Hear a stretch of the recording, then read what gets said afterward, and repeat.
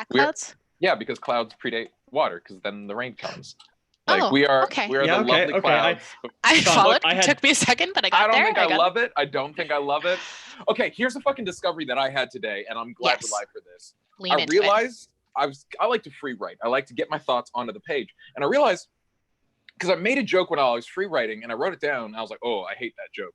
It sounded so good in my head, and I hate it on the page. And I feel like that's something that I do all the time. I'm like, this is funny here, and then it's not funny here. And I realized thoughts totally exist in like Schrodinger's fucking cat situation, where like thoughts don't actually exist until you commit them to language. Even if you just commit it to like language, you'll have like a thought about something most of the time. Yes. I feel like maybe not all thoughts, but a lot of the time, just like you're like, I'm going in a direction, but you don't actually know what that direction is until you turn it into either words, language, or like thought forms of language, like or image, if like that's how your brain works. I don't know. Totally. You tell me, you're the brain person.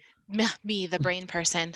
I mean, yeah, because like if we think about it on like a like brain structure, like neuroscience level, your amygdala, your basal ganglia, and all of those like more, I don't want to use the word primitive, but more central structures are going to act. What? So basal ganglia is like the best Harry Potter celebrity I've ever heard. It is I, Basal Ganglia. But like all of those Quidditch champion. 100%. And like the amygdala and the hippocampus and like those areas of your brain are all going to react faster because they're more primitive, and like they're because if you need to be like if a bush, if you're like more primitive human and there's a rustle in a bush next to you, you're not going to stick around because that could be something that's going to eat you. So like those systems need to be there faster. So when all of that shit's coming in, it's most like fear, it's emotion linked. And then then all of those systems get in line with your frontal cortex and your executive functioning, which is where a lot of those thoughts and like stuff coming from temporal parietal and coming forward, like that takes a second to get online. So I would argue that it's based more probably in emotion. And then interesting. And then like also your somatic systems are coming in because emotions are also somatically linked, and then that's coming into thought. But I mean, there's a whole bunch of different schools in neuroscience about like what comes first, emotion, thought, how are they linked? That's a different I dig that. Let me throw this at you. That was the amuse-bouche of the brain blasts I had. Thank you this morning. So much. Please, can I have the appetizer? Yes, thank you. No, that was the appetizer. An amuse-bouche is not an appetizer. I would argue that, but it amuses your mouth. Isn't that literally what that means? Like, is my high school French failing me? Right. Wait, no. How is something that just like amuses your mouth, but it's not like not an appetizer? Bush, like bouge, like bouche? Yeah. Well, like an amuse should be like a canapé, like ooh, like. I mean, I guess it depends on your argument about like what is an appetizer, and canapés are 100% appetizers. Right. No one's like. If we're sitting down for like here's a plate of canapés. Traditional. Like, oh my god, I'm such a snob. If we're sitting down for like a traditional French dining experience, like an amuse-bouche is something that's very small. It's often brought out from the kitchen to like. While the waiter walks you through the menu. How is that not an appetizer? That's an appetizer. That's not an appetizer. What is an appetizer then? Surely that like has roused one's appetite. Yeah. Like that's an appetizer. About brain stuff, but an appetizer. Thank you, Yanis. Okay, I feel like Yanis is on my team. An appetizer is actually part of the meal. An amuse-bouche is just getting you ready for the meal. Thank you. Yes. Like an amuse-bouche is like. Then an amuse-bouche is washing your hands. Like if an amuse-bouche is not the meal, but something that gets you ready for it, an amuse-bouche is a ride in the car. No, an amuse-bouche is the coffee to your breakfast. It's what you have to wake up before you. The concept of an amuse-bouche is to beverage. That's like, neither of those things. The concept of an amuse-bouche is to awaken your palate and make you more susceptible to the like gastronomic experience that is going to be laid out before you. Welcome to chatWater, where we speak food. Okay. Where we talk about French food. Well, regardless of what that last thing was, whether it's an appetizer, a amuse-bouche, this is the entree. Thank you. Please lean into it. And I had a thought. We all know what Doctor Who is, right? Yes. Matt, I'm looking at you. Please say you understand this. I've seen an amount of Doctor Who. Good, you're aware of it. And we know the TARDIS, right? Yes. You know, TARDIS yes, is big I know on the that one. inside. It can travel through time. It can travel through space. Yes. I realized the skull is a TARDIS because I was thinking about thoughts today. I'm like, they are massive and expansive and infinite. And my skull is like the size of my fist plus 2 thumbs. Like it's nothing, but it goes on forever. And it literally travels in time all the time. You have to work really hard to be present. That's like monk shit. Like being present is a whole thing. And like that's being in the present, which, you know, the Doctor doesn't actually do that much. He's all over the place. And forget about traveling in space. Like that's fucking imagination.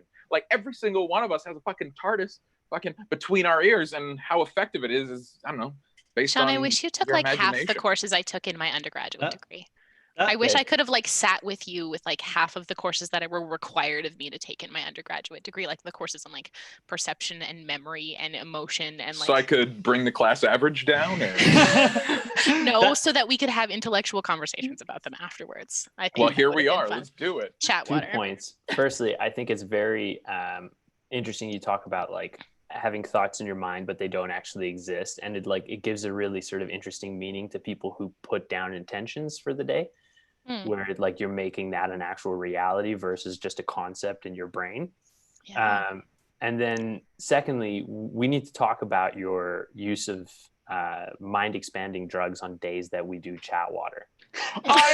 Okay, look, I took a very small amount of mushrooms. I'm all for it. And went to Science World after dark, so the kids weren't there. It was great. But I don't really fuck with psychedelics. My mind is just au naturel, like all down here all the time. I was going to say that, Sean, everything you just said was the lovely intro to a self-help book on expanding your mind. Dude, your mind is already expansive.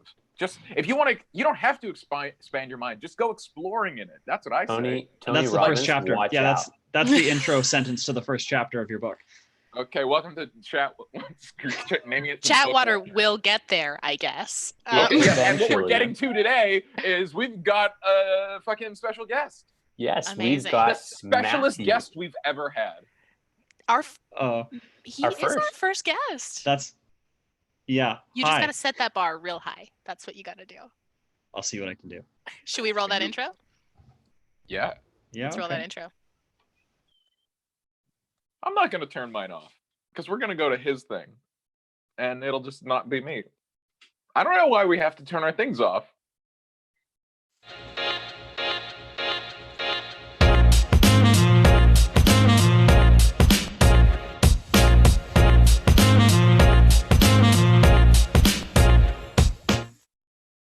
Guys, why do we turn our cameras off? Because you're here in the top right-hand corner. Yeah, your video doesn't go away. It just goes to the top corner. You just sat there and watched the whole thing. You didn't know that? No, I thought it was just like good luck. You just hung out for the intro. That's great. It's a good intro. Welcome, everybody. Okay, so there is a reason. Okay, good. Yeah. to chatWater, where we talk everything Blackwater, and we do get to everything eventually. Tonight we have a lovely guest, our first guest ever, Matt, who plays Kokenee Lightkeeper, formerly Kokenee Buckwild. He is here to fill us in on all things Kokenee. We sort of brought him in at this stage because I don't want to say his arc wrapped up, but we concluded a lot of things that were lingering for him. I shoved my dead dad into the ocean, so yeah, we put him we put him in a bag. We took him out of the bag. We talked to him. We put him in water. There was a lot of moving of dead dads. But before we start that, and before we get too much into that, MU had some amendments. Get there. Amendments, addendums. Okay. Yeah, addendums. I was combining corrections. I obviously concede that I cannot be right about the lore all the time. Don't look at me that way, both of you. But you must be envious of me because I am right about the lore all the time. Yeah. So I always want to make sure that we're getting it right, especially because as we move forward with the story and we're able to share more of this with you folks, whether you remember it or not, it's important for the correct version of the stuff to be out there. So I have 1, 2, 3, 4, 5. I have 5 addendums from our last session. We went really deep on lore around the Earth elemental plane, so I want to correct that. Sean and Yanis and I used the term sand giants a lot. They're not sand giants, they're desert giants, and that's important statistically, like for stats with respect to the monsters themselves and also some of their abilities. So you're saying those are, like, if we open up the monsters manual, those are 2 different things? I don't know. I haven't I try not to look at the monsters that Tim's going to throw at us. But I know as they're written, it's desert giants. So okay. I don't want to say sand giants unless somebody statted a sand giant out there. When I originally mentioned that we had dinner with, or we're set to have dinner with both Melek and Baba separately, it was not actually Melek and Baba. It was actually Zamarod and Baba. So I want to correct that too. Letters and Finnan weren't there when we freed Groombar. They were on a pirate ship sailing to Alderwood, which is where we were going initially. So we bounced the air elemental plane the first time, and then we're at that small kind of like old ancient temple to Akkadi that allowed us to get into the earth elemental plane, which we will talk about what happened there because that's important when we talk about the Dawn War, and we also talk about the air elemental plane itself. I called it the waypoint. It's not actually the waypoint. The waypoint is actually in the astral sea, or on the astral plane. It is like one of the main city hubs in the astral plane, and we actually went there on the second Adonis adventure. The waypoint is the sister city to Sigil, the city of doors, which is the city that we went to in our most recent Adonis one shot. So maybe we will get back to the waypoint eventually. Thinking about some of the threads that are left open for us, I think we will be going there maybe at some point. But yes, that's important. Kargan is actually a desert giant, not a stone giant.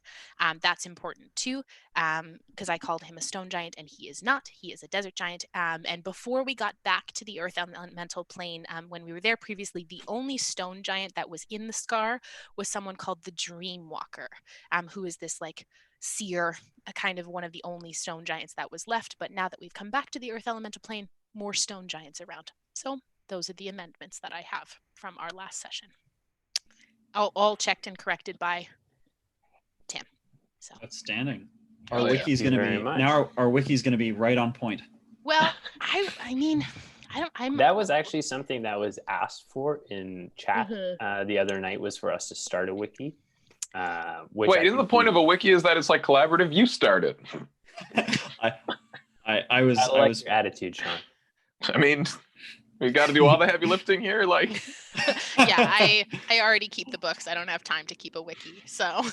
If the community started a wiki, that would be impressive. I would be very stoked about that. I mean, they have a great resource from this show. Speaking of last week's show, it was quite a emotional ride. Holy, the first half, or actually most of it, saw us barely rolling any dice, which is what we like. We had some really emotional, character-driven moments between characters and loved ones, whether it's loved ones who they hate or loved ones that they love. It was definitely what was your guys' takeaways from that? Matt, you're new here. You take it away. Yeah, go for it, Matt. Ooh, okay. I mean, you were part of it. You were one of the main. You were one of those big emotional arcs. Yeah. Well, I was thinking for like. I knew, 2 weeks ago when Alamir died that I wanted to do something with closure for Kokenee. I had no idea. I just knew that like it felt really bad that he had a bunch of questions in his life that I'll get to if we talk about some backstory stuff, that I didn't have any answers for as Kokenee. And so I was like, I have nothing. I couldn't find any like books in the rubble, no backstory, like nothing about that, no answer. And so all I had was my physical dad body. And I was like, I guess I'm not letting go of this then for a while, because I need to figure out what I'm going to do with it. And it seemed like this was sort of the only pathway forward, which was, extremely hard for Kokenee. really, really difficult. But like really, really important. And now I guess Newark, he has one word name of his mom from that. But yeah, that was like hard, but also like it felt really rewarding. I really enjoyed going through that. And then I absolutely adored everything with Callie and Kamea. It's and Jar, it's so sweet. Mm-hmm. Jar is going to be the big bad of whatever the next campaign is.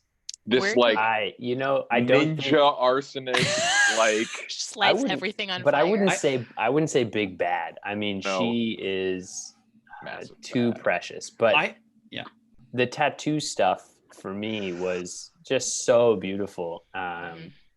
It's crazy to me because Tim plays these NPCs so wonderfully that he has this ability to facilitate whatever your characters need in response. And that whole interaction with the tattoos on the heart, and it was just I don't want to peek too much behind the screen, but it was this thing of like Lennon gave us sort of like a heads up of like, hey, I have something I want to do at the start of the next session. And I don't think any of us fully expected it to be that sort of like grab us by the heart and squeeze, because it was like one of those moments that was really like really special, I think. Oh no, go ahead, Matt. Sorry, I was gonna say the thing that I absolutely loved though about how Lennon played that, and she did such a good job, is that she experienced like such a messing up thing of like cutting down your friends. And I find that in a lot of times that I've played D&D, not at this table, like when something really traumatic happens, it's really easy as the character to sort of just be like, yeah, I'm fine, and like keep going, and not, because you are not actually physically experiencing those things and you're not carrying that trauma, being able to just sort of pass it off and keep going with the story. And having it both be something that she recognized and like brought into our game, but then actually found these like beautifully constructive moments from it, like was so well done in just like a half hour of like her play, basically. Obviously like not in any way fixing or any of that trauma, but recognizing it, taking the time to say that like this has existed and was hard and bad, and then building things on top of it, having it be the foundation of the character moving forward. I wanted Kamea to... Oh, you go ahead. Something that never fails to like, I am like always surprised, but also never surprised at the same time, is just the utter tenderness between the two of them. And it's just like, Lennon and I always joke that Callie's like, at her heart, she's so tender, but she doesn't show that in the world, and like out when she's out in the world. But it's those moments with Kamea that I think really just construct this beautiful humanity, because of course you would be decimated, and who would you turn to? Your partner, right? Like her wife. And something that is just like, I could watch Lennon and Tim be Callie and Kamea all night. Like nothing else could happen, and it literally just could have been that conversation, and I would have been like, this is beautiful, I'm good. Like it's just so I ship them so hard. I love them. I love that couple. It's just amazing. Go ahead, Sean. Oh, I just wanted to say that I wanted Kamea to biff that tattoo roll so bad. I wanted to look like one of like fucking Justin Bieber's shitty tattoos. Like but like, cause like one thing that like, again, let me turn that little gaff into like another way to gush about Tim, is just like one of the things that Tim does really well is like high status characters being humbled and rolling with it because they're like competent. And like that's happened like a few times where someone like important gets embarrassed because there's adventurers around, and like he will acknowledge it and then they will still feel like an important person. and he won't fully give into the bit like in character. And I admire that because like a lot of the times DMs will be like, oh no, they fucked up, and they'll like luxuriate in it. But he stays true to the fact that she's a fucking head of state. It's so impressive, that balance. And I mean, most of us here at this table have DM'd a bunch, is that balance of like with an NPC of humanity versus like caricature, where like there's this like super thin road of humanity, and if you go sort of too far either way, they just become like bumbling idiot or asshole, or like, you know, and being able to find that and keep it for such a character that is so complex. She's like the queen of a city, and she doesn't come off just as the queen or just as Callie's wife, but she's actually this complicated, interesting, beautiful human that could be a played character. That's one of the things that I love about a lot of the NPCs in this world. And we've got some episodes coming up about our favorite NPCs. And we're going to kind of, we're going to go our episodes. Our episodes. Like, you've been talking to Tim? Are we just no, he doesn't tell me anything. Krager? We're going to go into like a lot of the NPCs that we talk about because, you know, we as the characters know them, but you folks don't. So we could talk on a whole episode about Kokenee, but Kokenee has a huge, long history. She has her own backstory and her own trials and tribulations that we've either kind of experienced or we've learned from her. And like, you're absolutely right. Like, she could be a PC. She is fully like, she's a druid, but she's also a special type of druid, which Tim and I are homebrewing also because what else do we do in our spare time? So yeah, she's like her own type of like a special circle of druid. And we're going to talk about that, but not only that's something I think is one of the reasons that it's so easy for our characters to be human, and not because the NPCs that are around us are also very human, and not just narrative points. So it's not like we're just going to meet with these people to get a piece of the narrative and go forward. It's we're luxuriating in time with them and creating, and they exist in the world around us, but are also a part of us as well. And it just weaves this like beautiful storytelling of just a bunch of people. And it's just, it's just delightful. It's so nice. It's so like, cool. I love what Matt said about that line between being a bumbling idiot or being an asshole, that sort of trying not to caricature your NPCs. And I think that's something that all players do as well when they first create their character. They draw them in very broad strokes, and it is very much a caricature or like an impression, which leads us beautifully into our guest tonight, Mr. Kokenee Buckwild, who sounds like he was, like the things of where your superhero name is the thing you last ate and the thing you see in the corner or whatever. That's what I feel like Kokenee Buckwild, how he was named, is like, what was the last thing you drank? And, so like, I know from speaking to you that Kokenee was a one-shot character that you built. How do you go about taking a character that you don't think is going to have a prolonged future and then sort of like retroactively building a past for him? Oh my gosh. With the help of Tim is actually the answer. Very, very straightforward. I actually created him for that one shot based on the name. I was thinking about what I wanted to play, and then the word Kokenee came to me, and I was like, that's a first name. What's a good last name for Kokenee? Buckwild. Yeah, Kokenee Buckwild. Adventurer.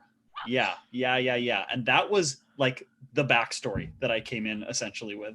Like a couple of inspiration points of why I wanted to play the game, but like that was what I had, was the name Kokenee Buckwild and the vague, like, this guy's going to be a little Indiana Jonesy, but sad. And that was what I had. And honestly, when we played for the first, I don't know, 6 months, I was super frustrated and limited by the character because it had started it had started with this one shot. I loved playing D&D. I adored playing with these guys, and I would have played it playing, if they're level 5, I would have been happy just playing like a level 1 that hung out with them and did nothing. But if I could play any character, it wasn't Kokenee Buckwild.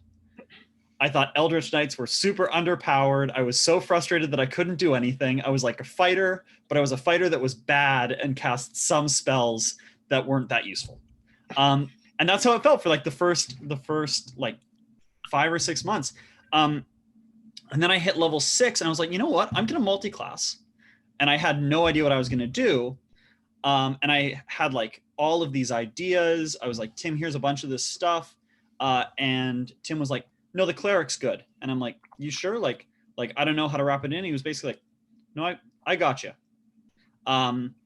And like from that, Tim and I together chatting about this, we're able to turn this character from sort of like a semi one-dimensional character with a sad backstory into this super complex character by meeting Kokenee's goddess. And like it fundamentally in so many ways changed how he played from then on out. And from like that game, I was just in love with the character, and like everything clicked into place and started working, and that was that. And I was like, oh yeah, here, this is a D&D character. This is a real campaign character that I can play.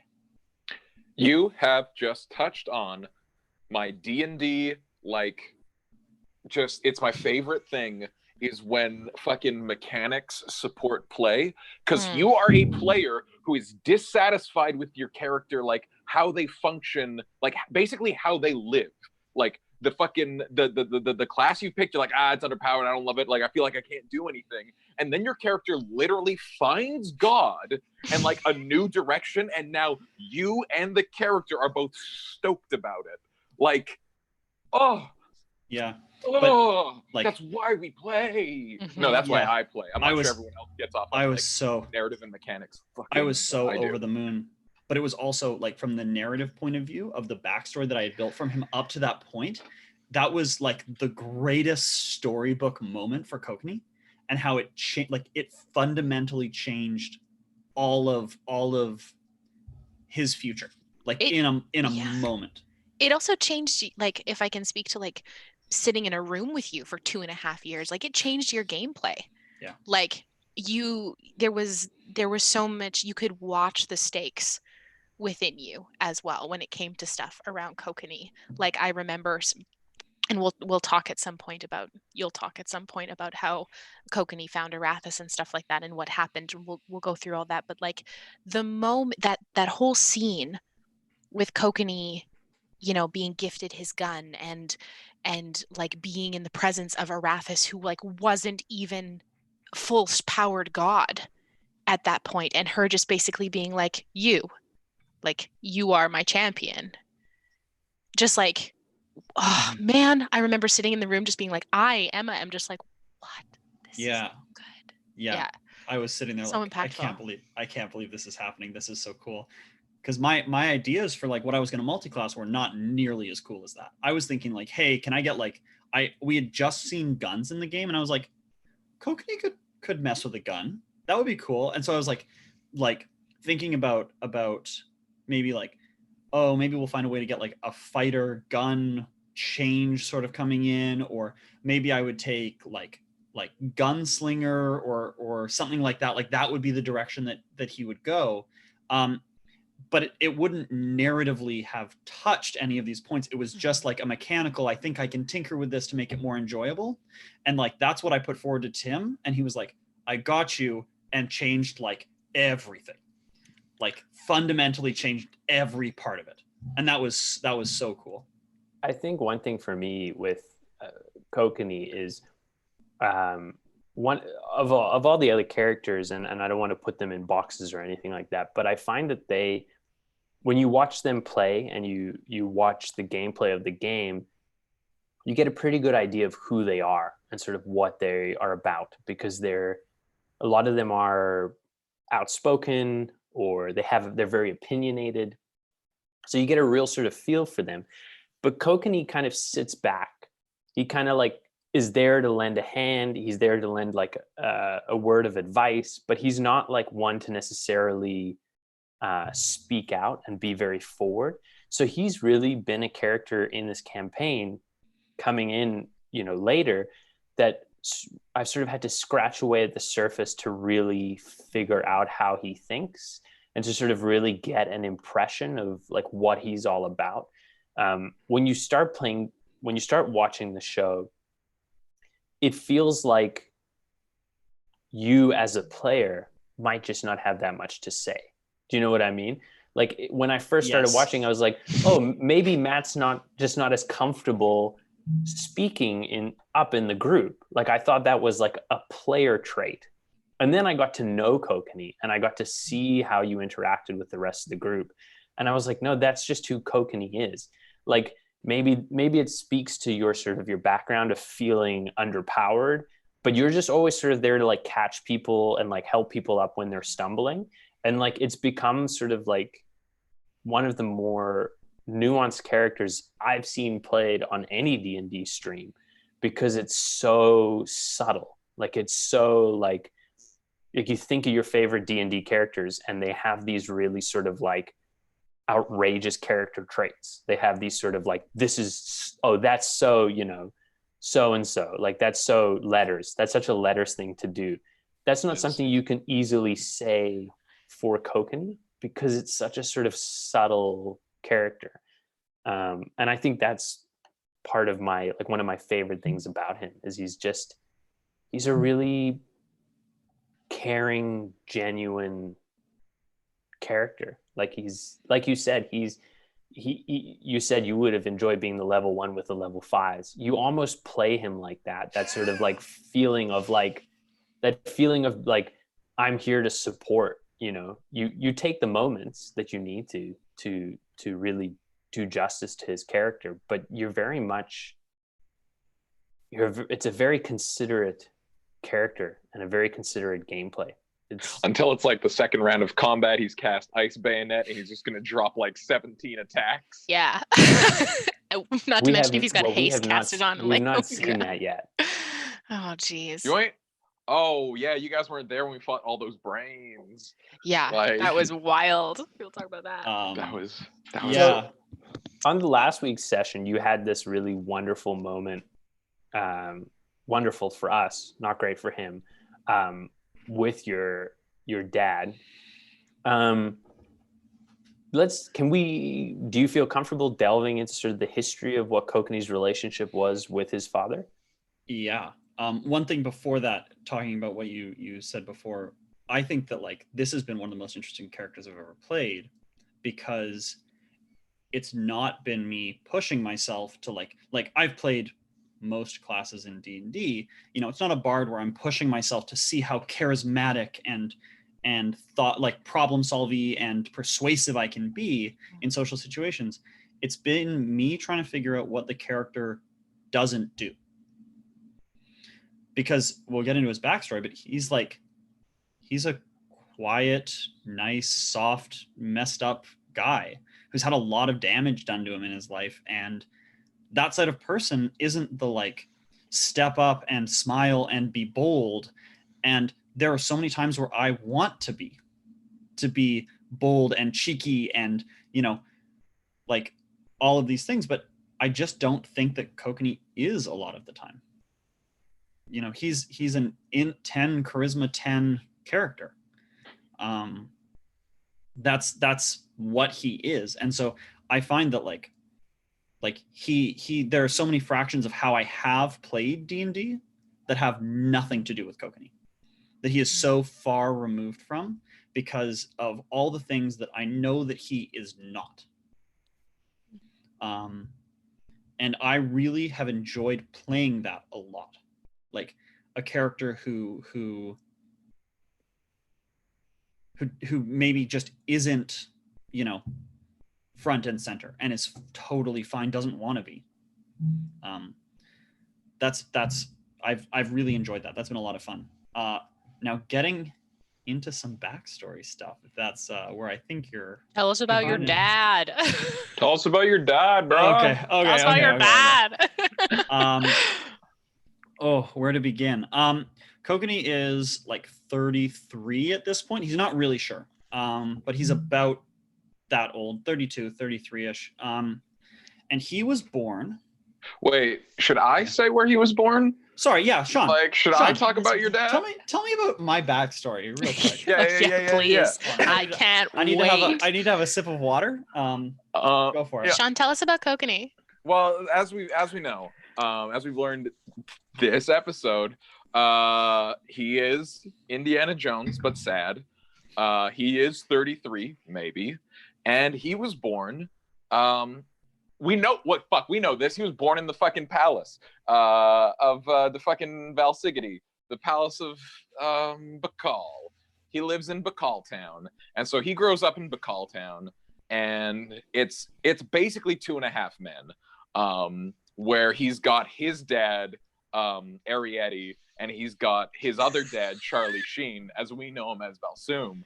And like they just go on all these wacky hijinks, where like they're like, oh, we need to get this thing. It's probably a world-ending thing, but we're not going to tell you that because you're too young, and that's grown-up talk. And they'd always go, but like the thing was, little Kokenee was just so clumsy back in the day because he's like, oh, I'm clumsy, and so he would like fail.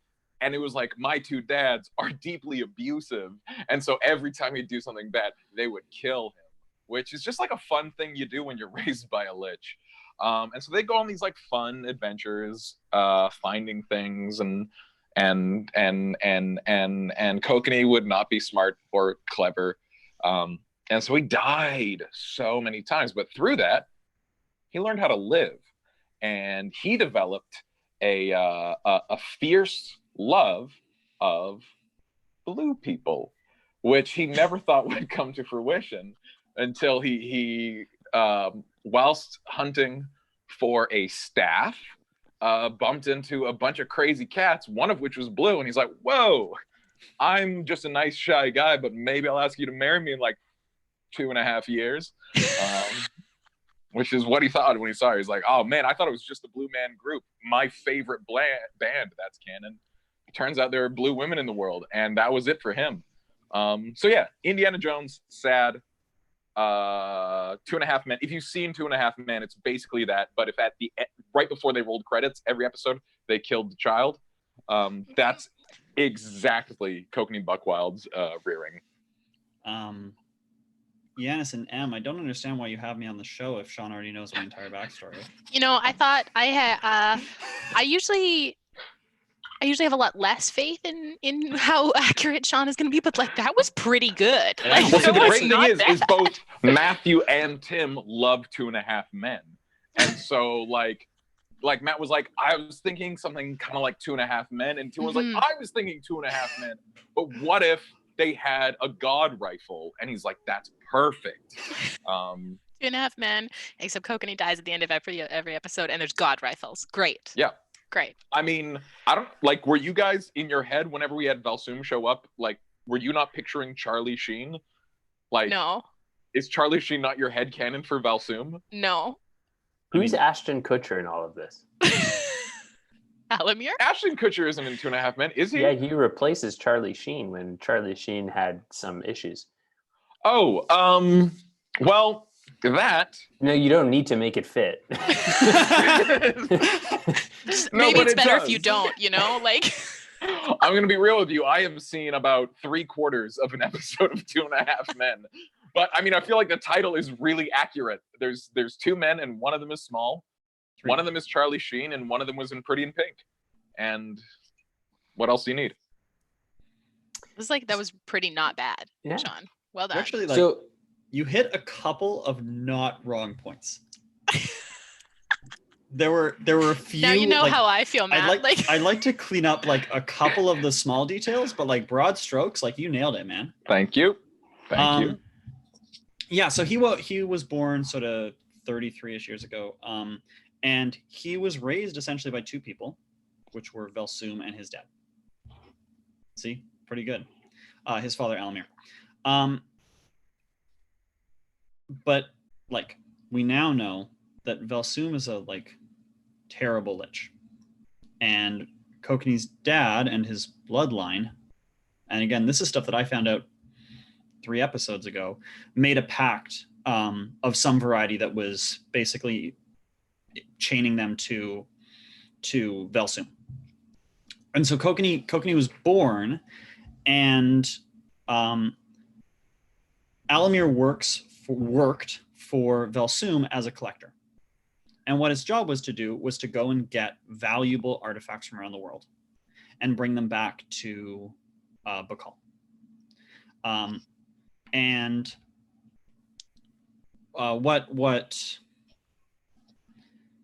What we now know is that they were basically looking for these seals to break. But Kokenee didn't know that throughout his entire life. We found that out, again, 3 or 4 episodes ago. That was what he was in charge of sending back. So for some reason, and there are a few holes in his childhood that I'm still trying to figure out. But for some reason, instead of Kokenee being sort of brought in as the successor to Alamir through this like entrapment of warlock pact, they took a different route with him. And they basically raised him like as brutally as they could, with an attempt to harden him and to make him into this sort of like person who would just do whatever it took to get the target of what was meant to be acquired. And it was super brutal, as an evil 2,500-year-old lich would be. And so Kokenee, and they also, as liches do, have sort of a flirty relationship with death, where they don't, it's not permanent. It's tenuous at best. And so Kokenee many times was killed as a kid. So he would basically, like, every day his dad would be training him, and it would be exceedingly hard and exceedingly brutal, and it often ended fatally. And they would just resurrect him, and so they could get going the next day.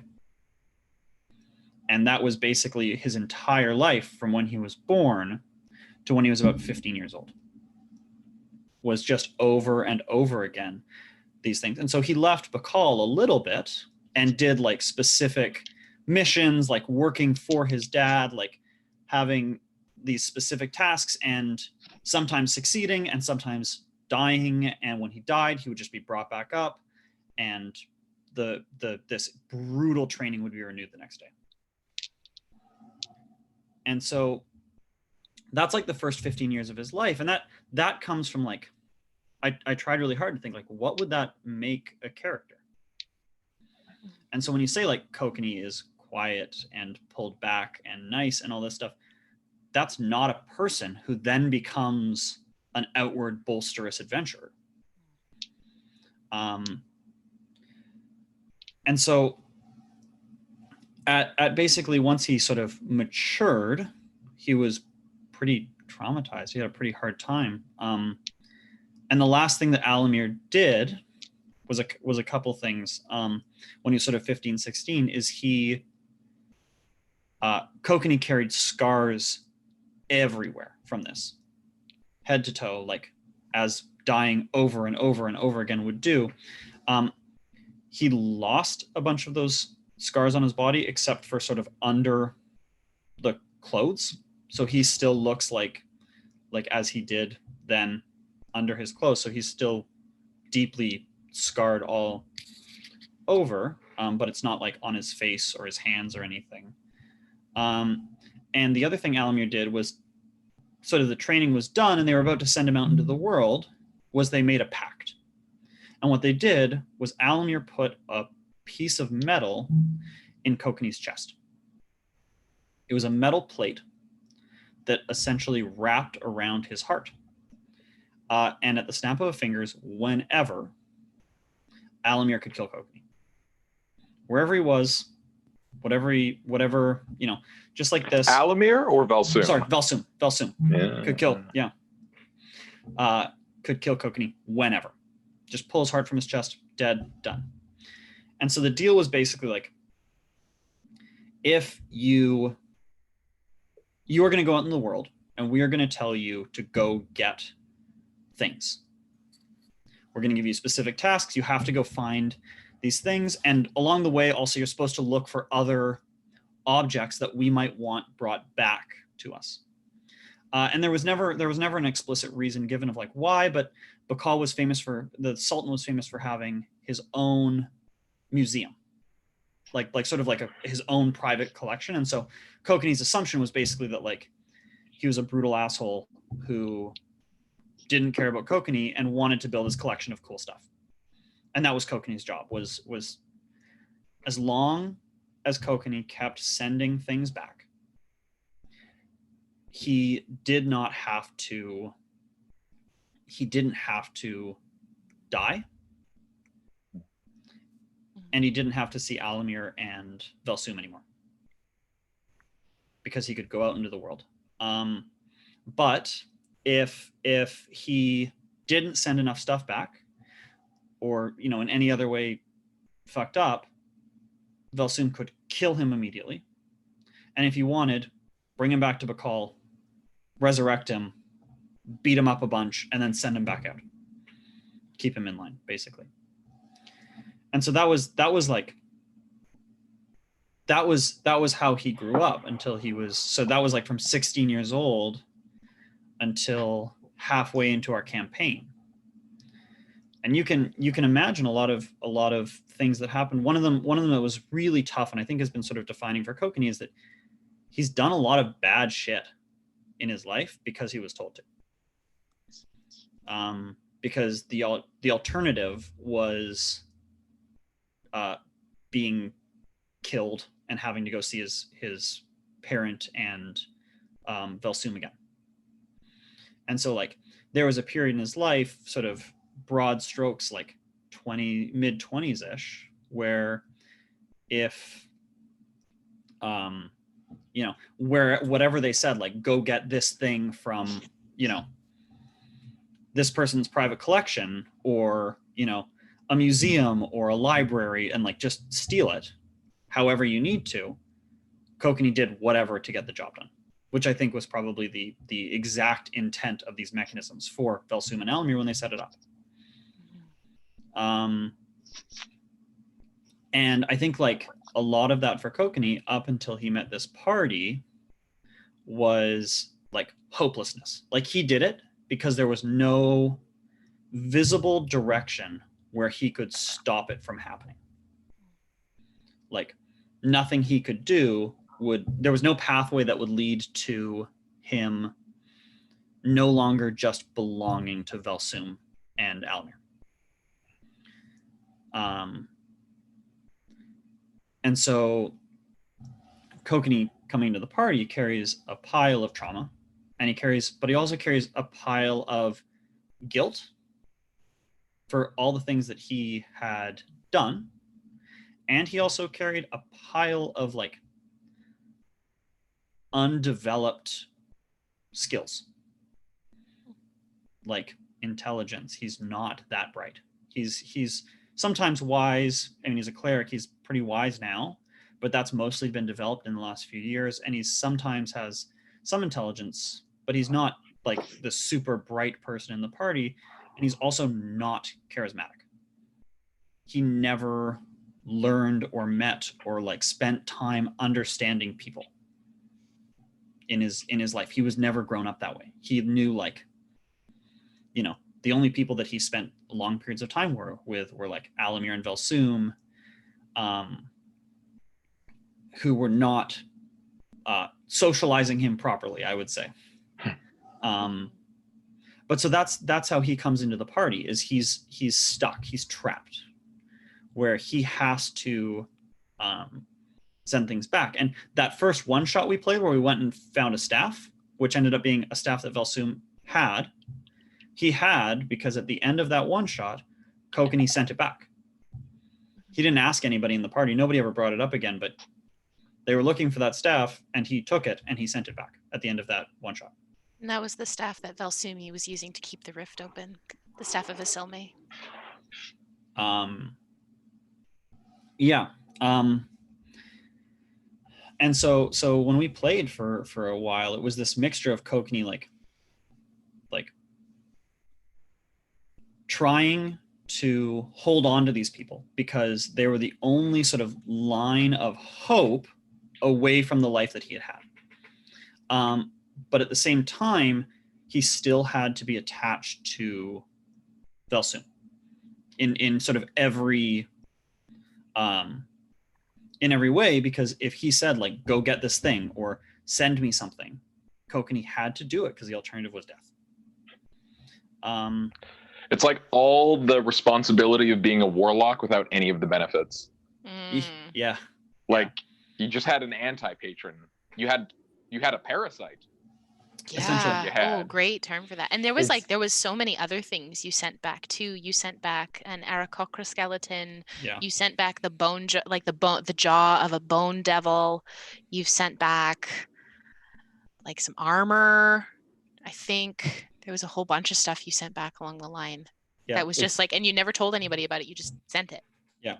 It's very like Thanos and Gamora and Nebula of having these children sent out into the world to get these items. So you met up with the party. You were still working for Vel Soom. He could kill you at a moment's notice. How did you go about getting that thing out of your chest? Vel Soom killed me. Oh, he killed you. Oh yeah. Oh yeah. So I'll get to it. chatWater, we'll get there. We'll get there. You're catching on. It's great. Yeah.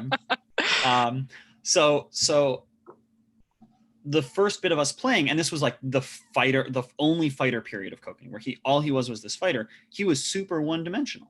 Not as a character, but like in his capability. He could fight. He was very good at fighting. He'd been trained well in how to fight. And he was sad and quiet and didn't know how to talk to people properly. And those were like the things. And when we're talking about a little bit earlier about how I felt like super limited in the character, was I didn't feel like there was anywhere to express through that character, which is fine. Like it was lovely still to play, but I wanted to find some way to express through the character.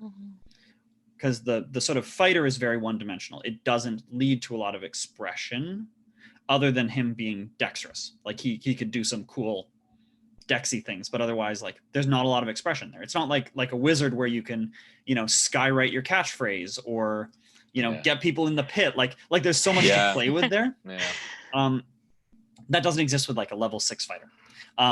You with a character like a fighter, you have to build story on top, and that's got to be what drives the interest of the character. And he also was very limited in that facet. He was quiet and reserved and vaguely uncomfortable all the time, essentially. Not uncomfortable with the party, but uncomfortable with being him.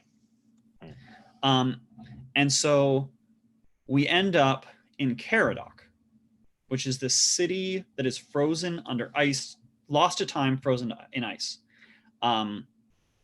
And we have no information essentially on it. We've got no idea what it is.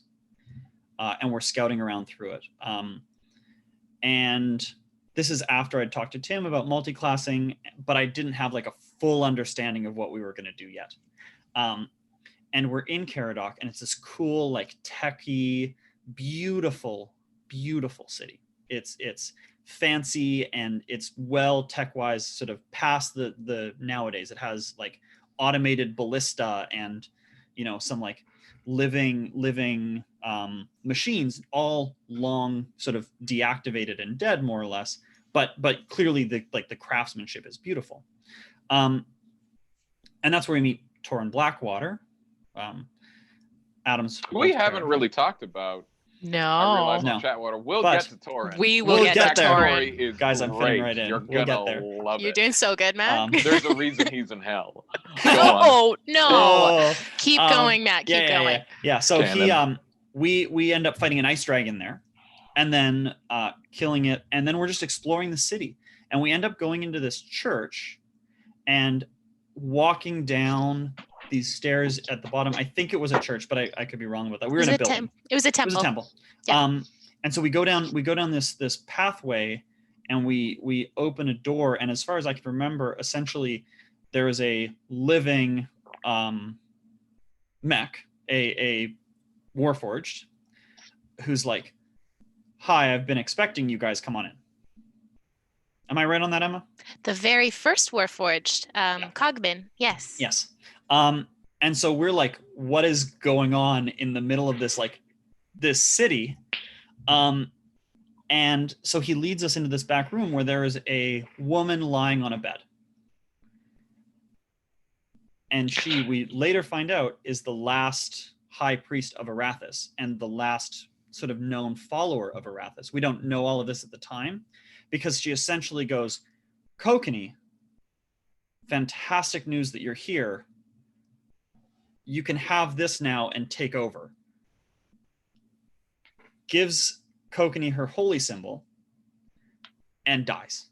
She was like over 2,000 years old. Yeah. Being held alive by her god as the last, or by her goddess as the last sort of living remnant. And all of a sudden, this piece is thrust upon Kokenee of like, hold on, I have to be what now? And Kokenee heard Arathis' voice in his head basically saying, "Find me." Yeah. And so that's the start of him becoming a cleric. Is he finds that. Why do Arathis pick you though? Like, there's a lot of people in the world. Why Kokenee? Does Kokenee know why Kokenee become Big Kokenee? Like, is that still mystery or is that answer? I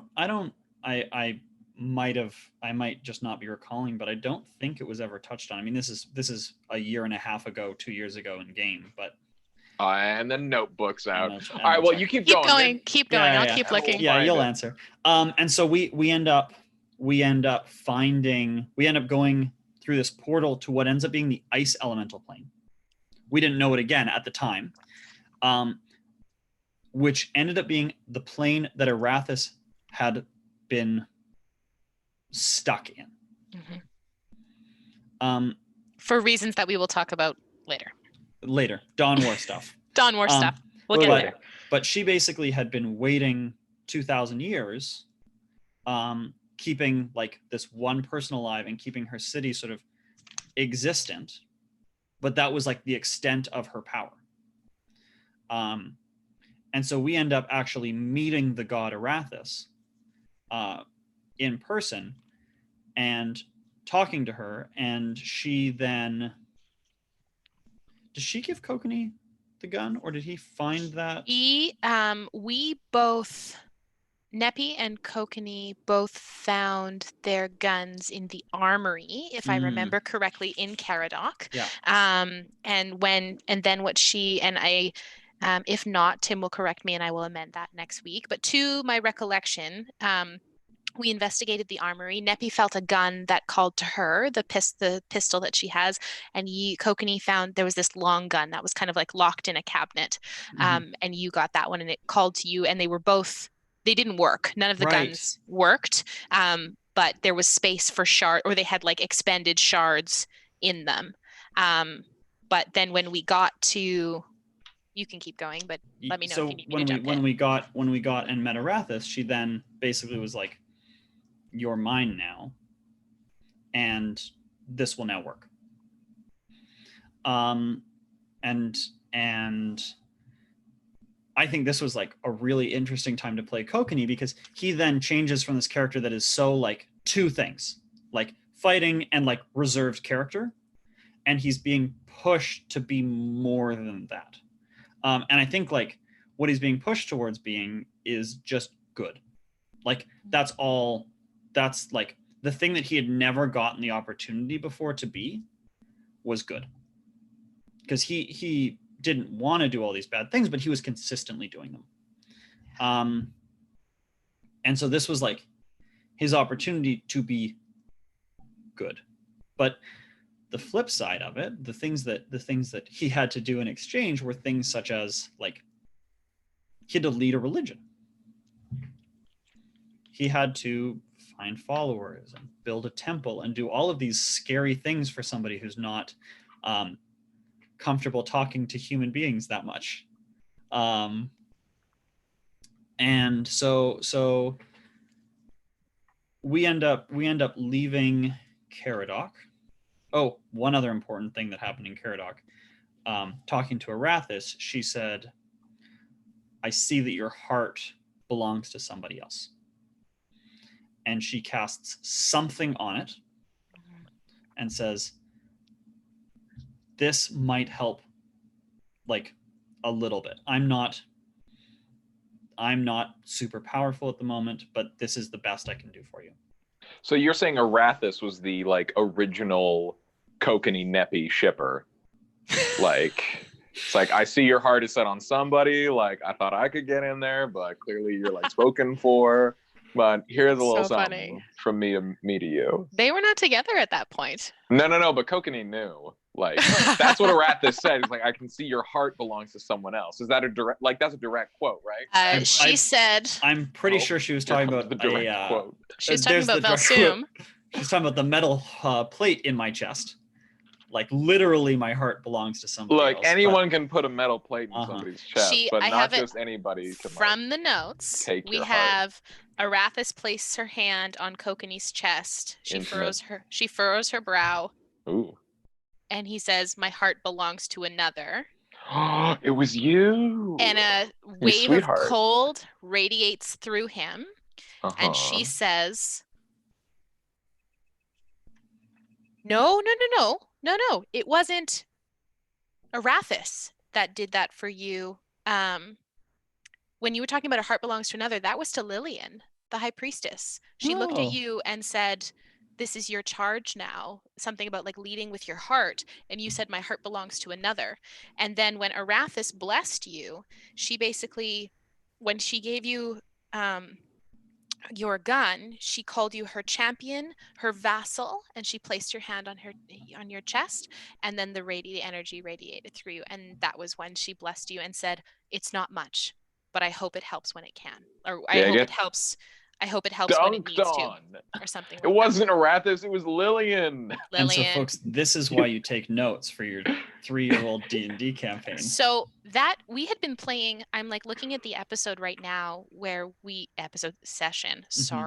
where we had, that was on December 9th of 2018. We had been playing for a year together as a group, but that was only our 12th session together because we didn't play as frequently. What level did you guys start at? 5. Because it was a one shot. It was a one shot. One shot. And then we've just kept going. Sure. But yeah, that was our 12th episode number. Oh, it's 12, December 9th. So you ended up with a gun, and I understand your father's weapon of choice was also a gun. Until we met him at the very end, it was not. Oh, okay. So that was a new addition at the end. Yeah. That was a new progression. Okay. I was just curious whether or not if he had a gun, whether you picking it was a mirror. But if he didn't, then he kind of copied you. Copying me. I have a theory on that, actually, if I can. So Arathis was actually quite well worshipped in the Amonkhet originally, and one of the most prolific gun merchants, and like the maker of the first gun, Mara Bell, was actually in the Amonkhet, in the city of Amonkhet. We met her in the Amonkhet one shot that we did for Tim's birthday last year, which is when that group of mercenaries that Sir Herbert was part of started the Dawn War. But then we also found the skeleton of Maribel in the Forgotten Tomb in Amonkhet. She was leaned against the door holding a rudimentary gun, and Neppy pointed it out to Kokenee, and Kokenee took her things. So my sense is that was Maribel. So if Alamir found a gun, one of the best places to find a gun would either be Caradoc or the Forgotten City of Amonkhet. So that's probably, and it was a rudimentary one, so that's probably where he got it from. But also, Kokenee's gun, the Will of Arathis, was in Maribel's gun shop in Tim's one-shot adventure. It was mounted on the wall in like a very pretty case, and we saw it there. Very cool. Which a one-shot like based around Kokenee lore that I missed. He wasn't there. I wasn't there. It's like the only piece of lore that the rest or I know, I suppose, then the notes know that Matt doesn't. And it drove M up the wall because I didn't want to hear about it because Kokenee didn't know. and she just kept wanting to talk about it. And I was like, because nobody else got it. Kokenee doesn't know. I can't do that. But yeah, I mean, like relationship wise with Neppy, that sort of was the start of it, because it was like the period of, it's like the turning point where he went from like, before that, he couldn't do anything love or romantic-y because he was going to die like whenever, like who knows. And if he like thought about that, like they probably also would end up dying. And like it was so far from what was possible for him that it was never something that came across his mind. And this was sort of like the moment where he got this opportunity to be more than just like a tool for Vel Soom.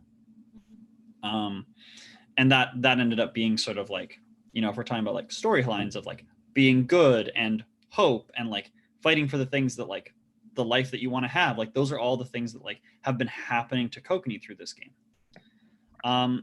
So we can, I don't know, like storyline wise, we can just put context to like the Alamir and Vel Soom fight. We like we'll sort of bump along to that so that we get some insight into that. But Kokenee then doesn't see Vel Soom for a long period of time. He falls in love with Nepenthe. They are spending a lot of time together. He builds a church. He you know, gives his first sermon, which as someone who does not have those social skills is entirely terrifying. He allows himself to fall in love with somebody knowing the risk that like he still has this thing in his chest and he could just die. Or Vel Soom, like this tremendously powerful evil man, could like show up at any point and just like fuck everything up. But he chooses to do all these things in game and to fight for all these things. And then Callie and Kamea get married. And there's this big celebration because it's the queen getting married. She was the queen at the time. No, she was just about to be coronated the 2 days later. So yeah, the coronation was to be yeah. So she was to be made queen. So lots and lots of dignitaries from lots of different places all show up to Callie and Kamea's wedding. Mm-hmm. One of the dignitaries that show up is Vel Soom. And our assumption vaguely at the time was that they were showing up with the intention of being sort of dignitary-y to Callie and Kamea. And so Kokenee hides himself and disguises himself not as Kokenee because he still has to be there because it's a wedding of his like dear friends. And Vel Soom sees straight through his disguise. And somebody comes over and passes him a note that basically says like, you have to meet us on the boat tomorrow night at 8. And that as a player was the scariest thing. I was dreading that. That was so bad. And that was at like the end of a session too, and Tim just dropped that on all of us, and we were all just like losing it because we just had this beautiful wedding for Callie and Kamea, and then all of a sudden it was just like, and you got to be here tomorrow at 8. Let me step in here because y'all got it wrong. They all showed up for the coronation. The wedding was a very private small event. private affair. The you coronation 2 days ago was the big street party with the love triangle between the taco merchant and the ice cream sandwich merchant. That's true. Which we will get to as well. Chatwater, we'll get there. So Tim has been a Cliff Lich since before we started streaming. He was born that way. He's been like, yeah. One of the reasons that I wanted to start streaming was every time that Tim Cliff Liched us, I was so upset that nobody else got to experience the way that I felt other than these 6 people when he so beautifully did these terrible things to us. So Tim, question for you, and this might be too personal, but when you and Tim, because you guys are together, I don't think that's a secret. We are married. When you guys started dating, did he cliffhanger you at the end of dates? Did he like Did he like do things that you were like did he like lean in for the kiss and then leave?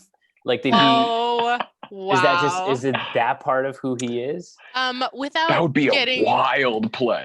Just without getting way too personal into how Tim and I actually started. I don't want to get too personal. I feel like I have to say it now. Does it spill over into every faction of his life? Yes.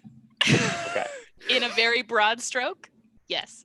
Okay, but give a very specific but not damning. No, I can't. We're not talking about how Tim and I started dating. Okay, when Tim is on the show, maybe we'll get there. Like maybe I'm just so curious how one incorporates cliffhangers into like romantic like well, when Tim is on the show, we will find out. That is you can ask him. How's that? M on the question notes that we have for Tim's episode, please put that as number 1. I will. Thank you. Number 1. How are you a cliff? Here would be a wild twist for a clifflet. She's like, hey, do you want to go out with me? Yes. Well, I don't want to go out with you. Well, pick up next time. Like that would be classic. Tim. Text me next week for my answer. So funny. But needless to say, Tim, like I totally agree with Matthew. Tim has been like I've been going through the old notes, doing backlogs up from episode 1 to session 1 to 35, because basically from session 35 to when we started streaming, I have audio recordings of the episode recaps of like myself talking through everything that happened that I would send to the group every week in hopes that somebody would listen to them so that they would talk about it with me. Some of them did, which was nice. But I don't have anything like tangible really for the first 35 episodes. And it's so cool to watch like not only Tim's cliff litching, but like and there's like how many exclamation points and question marks I have at the end of all of my notes. But I've been seeing how threads have been pulled through, and Kokenee's threads have been woven since episode 1, which is of course like hallmarks of amazing character development and also like Tim's unfathomable skill as a DM, just to like let's weave that through everything. I don't know if anybody knows, but Tim is really good at D&D. Really good at storytelling. He's pretty good. That was an important clarification. Like everyone who plays on this show is very good at D&D. Tim is very good at storytelling. Like it's the ability to like everyone always says, oh, we DM, and I know they kind of include me because I have done it, but I do not consider myself a DM by any means. But the ability to build a session to lead to a point and to know that you're going to end up there in like a timely fashion when you're playing with a group of people, and then B, to sort of like, it's not this kind of storytelling where you type the story, because people play it, so they are constantly adjusting it. It's this sort of wonderful mixture of you're writing a story, but you're also improvising the story. So when you say you don't consider yourself a dungeon master, you're like, oh, I'm like a dungeon enthusiast, a dungeon apprentice, hobbyist, dungeon apprentice. That's why I surround myself with people who are dungeon masters, and I hope that it rubs off without me actually having to put in any serious work. But far, something that you said, Yanis, is like super important to me, is that Tim like is so good at putting this work in and the planning and all of this stuff. But the thing that blows my mind is there are a lot of times also where like I know, because there's no way he could have anticipated where we had gotten, that we're completely sort of in semi-planned out things, and he still is grabbing these story threads and just pulling them in. And that's like, as a DM, I'm like, yeah, I can broad strokes plan a party, but as they sort of leave where I expect, I struggle to pull that story in. And that's like, Tim's just like, oh, this will fit in perfectly. I call that forward weaving and back weaving. So like something that I don't know if that's like an actual term, but it's just like, it's something that I've kind of, the way that I conceptualize like the storytelling aspect of D&D as a narrative is that because because Tim's my partner and I watch him plan. I don't see any of the stuff, but I watch him plan and we vaguely talk about things and don't talk about anything at all, is that he is able to not only like plan enough forward so that the world is created around us and the story hooks and those threads are there. So whether we jump on them or not, there's always generally something, but he's always willing to come back and pull something from somewhere else. And he will weave and flesh out stuff that's happened backwards to explain and justify stuff that's happened forwards. One of the biggest examples that I can think of is Zesperia for me as Neppy. So because we find out that Vel Soom is like, you know, a lich and has been killing Kokenee essentially for his whole life, guess who the fucking priestess was that likely kept bringing him back? Zesperia from Neppy's order. So like, but I created Zesperia. Like that was like me, Emma. I created Zesperia. All right, I see what he done. So Tim, you know, I'd created this like entire list of priestesses, and Tim was like, leave one, and this is her prophecy, and you never like, there's nothing known from her order. And I was like, okay. And he just said, put that in there, and you know, you can do what you want with the rest, but that one is this one, and it's the one right before Neppy. And I was like, okay. And then fucking we kill her in the Amonkhates. Like then when Tim asks you to create stuff for him, yeah. because you're like, oh, this is just gonna happen at some point. A little while ago, I can't say specifically, he's like, give me some names of NPCs, and I was like, oh joy. I can't wait to see how these play out. It's exciting for me because now I know that Sean might have named the next bad guy. And that brings me a lot of joy because I know Sean well enough to know that their names are going to be ridiculous. If the so NPCs that I provided Tim end up being the next bad guy, that would be a wild twist. And I am so here for it. And that joke is only funny to me and Tim. I can't wait. To context. I think we're missing like one thing from backstory before we sort of get to where we got, which was what happened after the ceremony. Yes. Do it. Because essentially what happens is I personally spent like a week trying to figure out what was I going to do. Was I going to not show up to the boat? Was I going to show up but bring all of my friends? Was I just going to go on my own? Like, because you know what is going to happen? And I tried to put away what would be good D&D, because I don't think that like, not like good role playing, but like what would be good, you know, most likely to get me the winning outcome. And I tried to focus on like what would feel like a thing that Kokenee would feel good about doing. And so I really struggled for like a long time figuring that out. And then I found what I wanted to do and I was so happy. But also like fully aware of what was going to happen. Went into the boat alone. We show up and it's a fake boat. They put their hand on Kokenee's shoulder and he teleports somewhere. He teleports to the cabin of an actual boat. But it's not Vel Soom's ship. It's not that one there. And all of our friends had been hanging out nearby, like of that, what ends up being not a real boat. And so Kokenee sees then Vel Soom and Alamir. And the only thing Kokenee essentially wanted to say to him was, I'm just not doing what you ask of me anymore.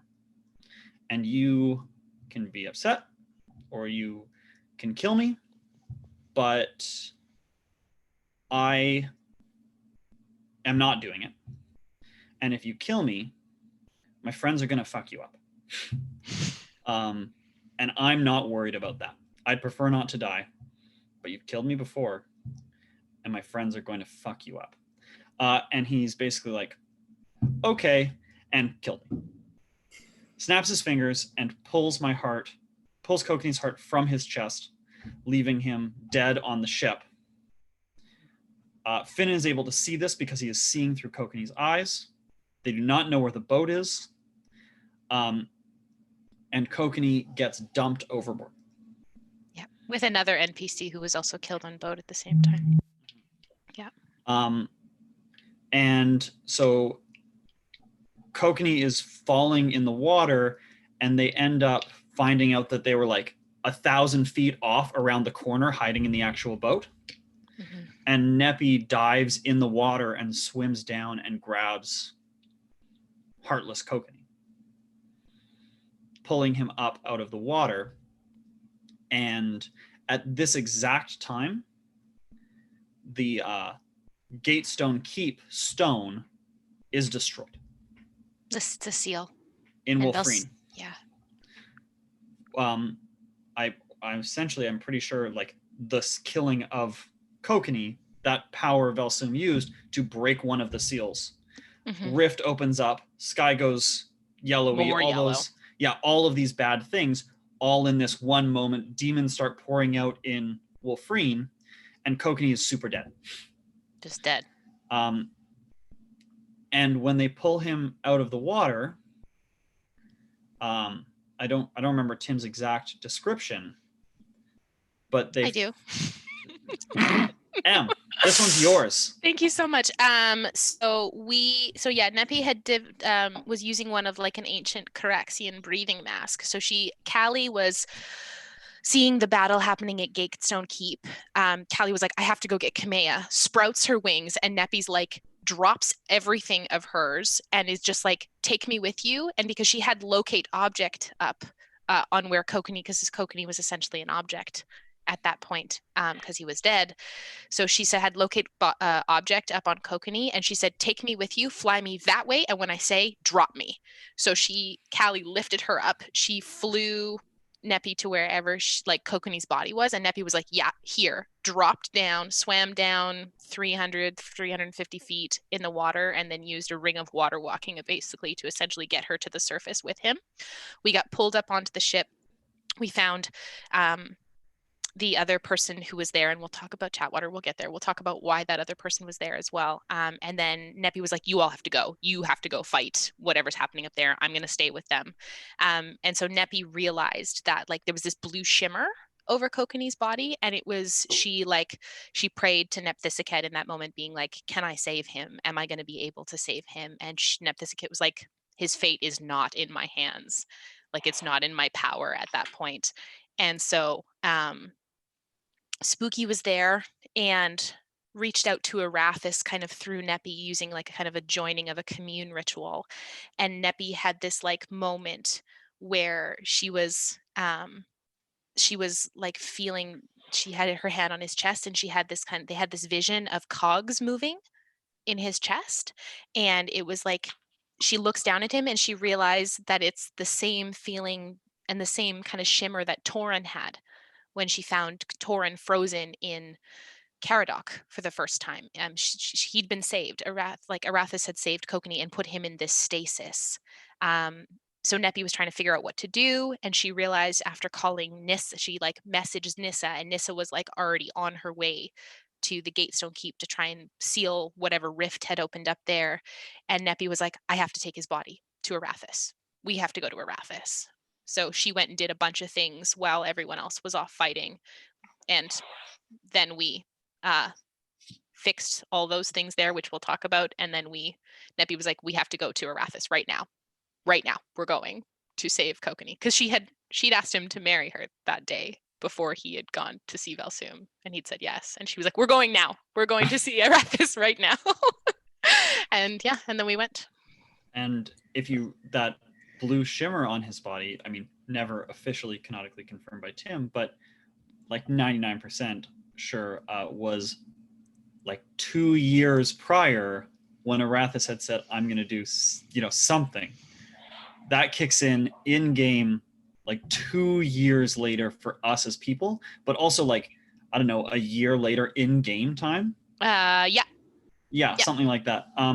So we actually go and meet Arathis again on the ice elemental plane.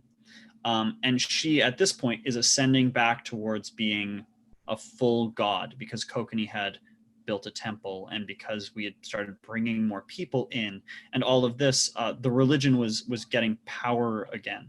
And so this was sort of like the ice elemental plane no longer looked like the ice elemental plane. It was starting to transform into the plane of Arathis, which is, she is the lawful, or she's the neutral god of civilization, sort of technology, growth, civilization, that sort of stuff. And so she says that she can save Kokenee, but she needs one thing, which is Cogman. The very first Warforged that we met in Caradoc the first time we went. So we go to Caradoc again. She naps us there, yeah. Yeah, Kokenee is dead and left with Arathis.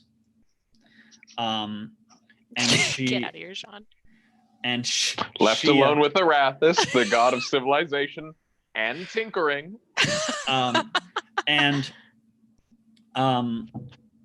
They managed to go get Cogman and bring Cogman back to managed to bring Cogman, stretching Kokenee's actual flesh over Cogman's skull, creating a horrible chimera of a facsimile of life. Yeah, that's actually Kokenee's now a robot. Yes, but Kokenee, they send Cogman in through this portal, and none of us saw this, but she took Cogman's heart and put it into Kokenee and replaced it. Cogman's heart was also one of the last seals stopping Vel Soom from bringing the Chained Oblivion back. So now Kokenee, she basically revives Kokenee. It's the last time that he is going to see her in this form, because she is essentially like ascending as we speak. And they sort of get to say a little bit of a goodbye, and then he comes back out alive, new heart of cogs and magic and gods and seals, and rejoins the party. And that's basically where we are now with Kokenee.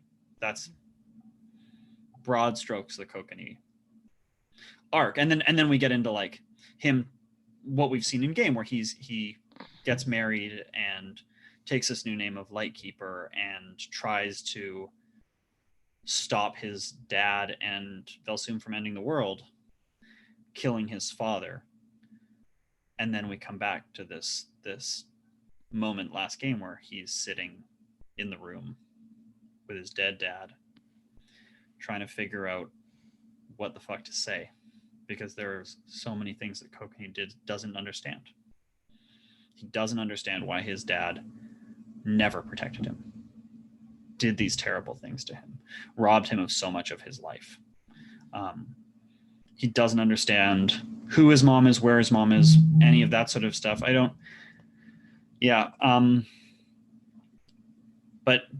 you know, there's just like so many holes left for him, and he's sitting there trying to figure out like what can I even ask this person? Such an impossible question too, because with Speak with Dead you only have 5 questions and they have to be short, and there's no exposition to it. So like, I did not envy you in that moment, knowing how much I knew about Kokenee's backstory, having to pull through and being like, what can I ask him in this short moment? Because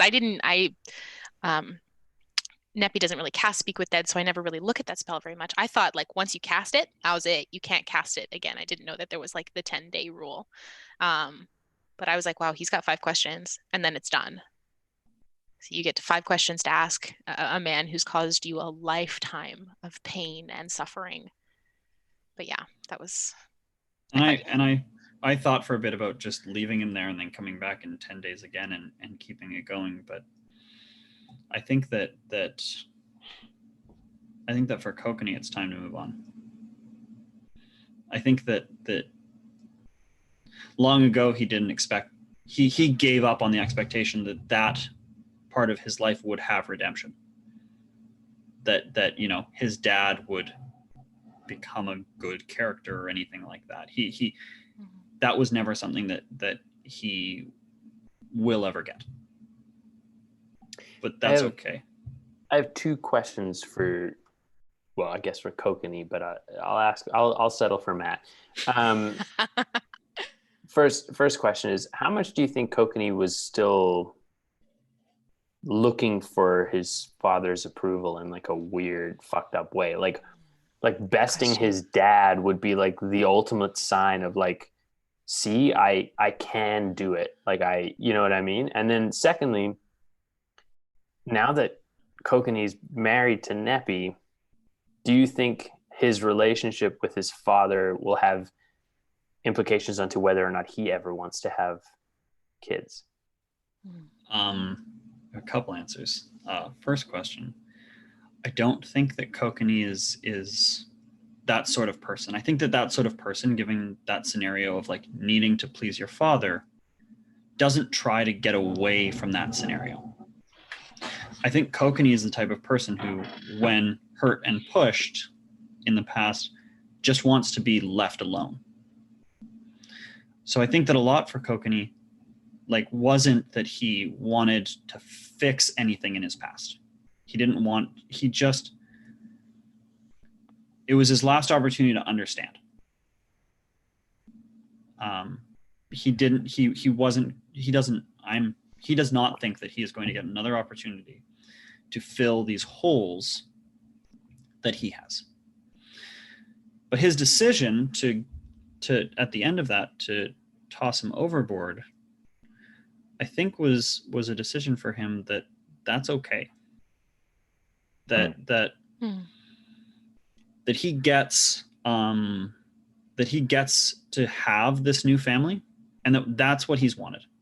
He hasn't, like, there I think when he's talking to Alamir, there are so many urges of like figure out, see if there's something that he did wrong, something that he could have fixed, see if there was a redemptive quality in Alamir. But once that ends, I think Kokenee doesn't want to fix it. Kokenee's been fighting for the last 2 years to have happy and safe with the people that he loves, that he's grown to love. And so that is the opportunity that he has left. I don't want to say so he's like well adjusted, but so he's quite self-aware enough to know that he doesn't need that approval because he has what he was looking for in his sort of like party, right? The scene ends with him tossing Alamir into the ocean and then saying, "I'm going to go find my wife," because that's what he wants now. And can I ask you, like, this is a question from like Yanis as a D&D player.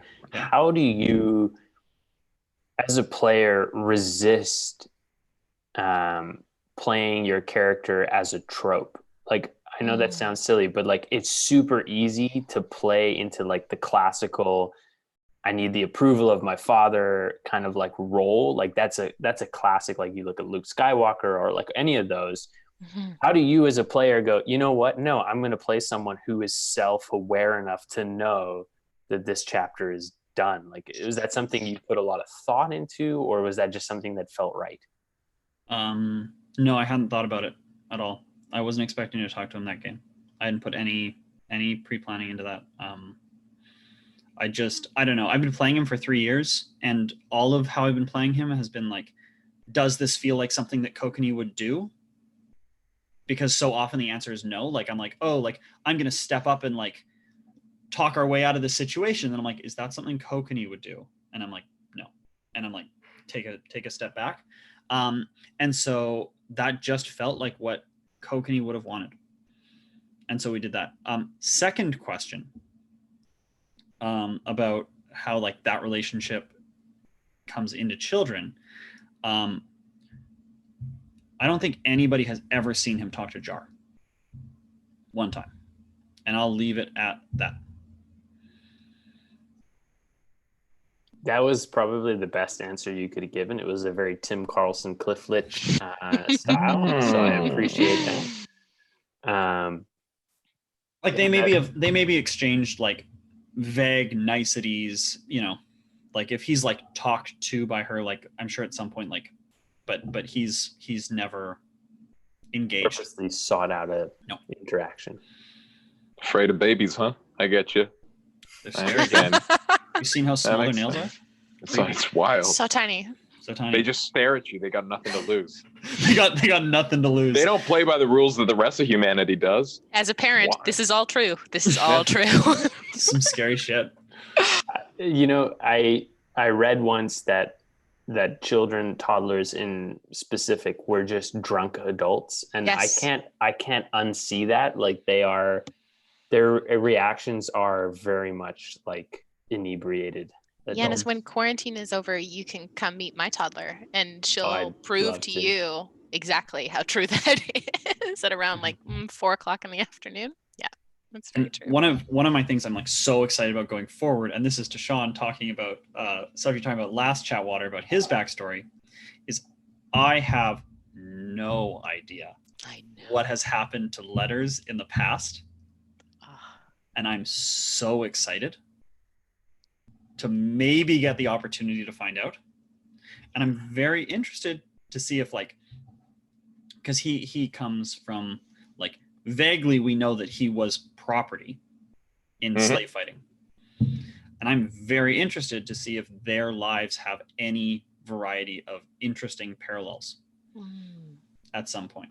Cool. I wanted to say people need to get hyped because knowing Sean, the backstory to that is going to be epic. Oof. But also knowing Sean plays the long game. So I was like, they might not want to hype too much because this might not pay off for like a year. Because knowing Sean, he'll play that so close to his chest until he absolutely needs to.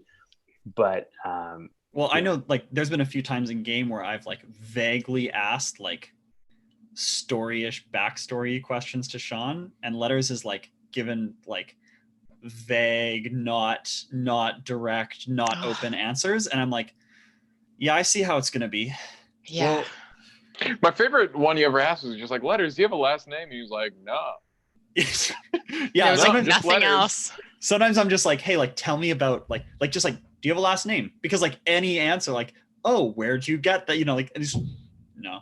And then like moves on. Sean plays his characters like they are a one-shot character. Like I put no thought into this. I have no idea what's going on. But in actual fact, there's like 3 books about his backstory. And you ask him questions and he's like, I don't know. And then like, I'm going to go and, make a goof. And you're like, oh, this is a guy who just, he's in it for the goofs. And then he waits until that right moment. And then he just twists the blade. I'll tell you this is exactly the way I DM as well. I DM and I'm like, there are 2 options ahead of you. Like, do you want to go down the left street or the right street? But there's like 6 that I've planned because players never go by the plan. And they're like, oh, we're going to surprise them and climb over the building. I was like, right into my trap. Like, I was like, oh no, you got me. Because part of the fun of being a player is like thinking that you pulled one over on the DM. And all of the fun on the DM is letting them think that they're smart. You're just going to do that with our emotions, Sean. We're just going to think that there's 2 options. And then all of a sudden we're going to be like, no, maybe it's this thing. And then you're going to be like, and it's this and more. Like, you're just going to twist the knife. I can't even get into it. I'm so excited. Don't build it up. He's just a person. Like, but like all backstory is good backstory. It's true. Like it's gonna be good, but he's just a person. Tasty nuggets. Yeah. Tasty he nuggets. puts his knee-length shorts on one leg at a time. One hoof at a time. They come just below the knee. Hoof. They're like those tight tiny hoof, just like tight everyone calf, else. just above the calf, below the knee, with like a cuff. He wears those types of shorts. I love it. You gotta let the hoofs breathe.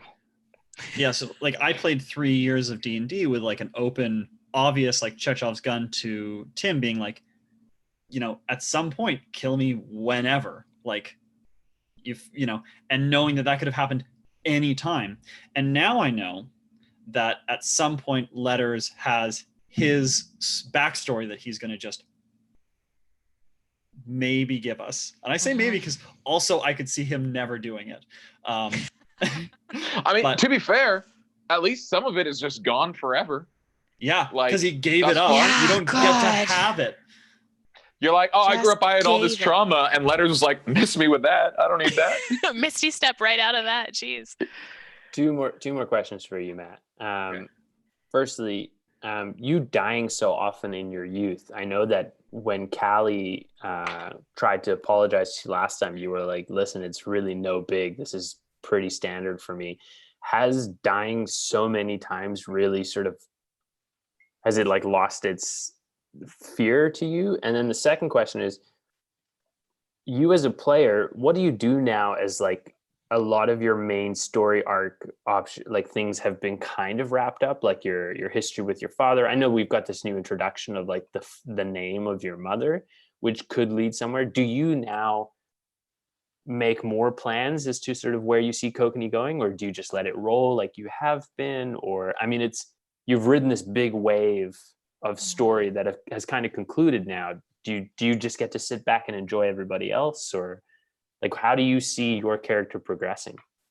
Well, I would say that the two things, like there's two things. One, I think that what has ended isn't his story. What has ended is all the things that have blocked him from developing into the character that he wants to be. So good. So now he gets, well, I mean, now he gets the opportunity to try to become that. However, we're talking a couple games ago in game how Kokenee was devastated that he had been sold to the Raven Queen. He got 1 month where he didn't have this thing hanging over him. And it's gone again. And that for him is heartbreaking. I think that's a big thing that like I forget, and I feel like our audience forgets too, because it was such a quick moment where Neppy made that deal, and we haven't really had the characters speak about the effect that it's had on them. Like, I mean, we had some like very visceral reactions in the scene immediately after it happened, but we haven't really spoken about it again.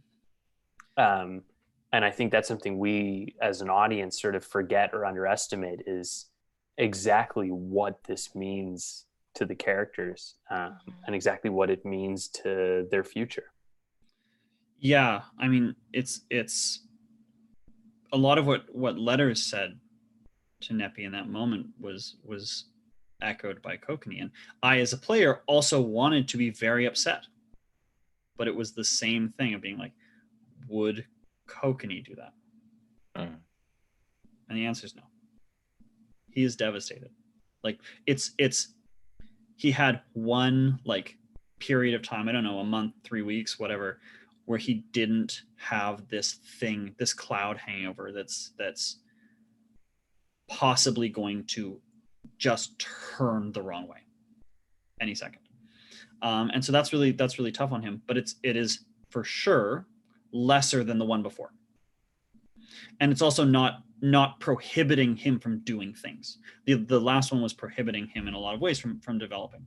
So he now more or less we feel bad about it and worry about it until Tim decides to do something terrible to us with it. But other than that, Kokenee does have an opportunity to now, all these things of like, I can get married. Up until that point was like, I can, but there's all this, Kokenee comes with a mile of baggage. And that's a little bit gone. And so I'm excited for that. Other thing of what I plan on doing is what I really enjoy about Kokenee. And you're talking about him sort of like sometimes being there for people, is I am such a fan of the other people around the table with me when we're playing D&D. Like, these are six such talented people. I am a fan watching D&D while I get to play it, and that's really unfair to the people who don't get to, but I am such a fan. And getting an opportunity to be there and to give moments for people to develop their character, because if you're asking like what Kokenee wouldn't do, something that Kokenee would do is that trying to be good and trying to be there for those people and providing that thing for people to build their own character moments on with Kokenee. Was there a second question? I forgot. It was just the having died so many times. Do you think that affects his relationship with dying? Like, does he take it seriously? Like there's different. Well, it doesn't change. There is different types of dying that exist. in D&D. There is your body dying, and there is you being gone. And Kokenee is not dismissive of the possibility of being obliterated or being gone or having your soul destroyed. That is bad and scary, but Kokenee has had the opportunity to understand that those are not the same things. If Kokenee died, his body was completely destroyed and there was no way it was coming back, he waits like 80 years and then he gets to spend the rest of forever with his wife, more or less, you know. Aren't you guys going to different places because you worship different gods? We'll figure it out.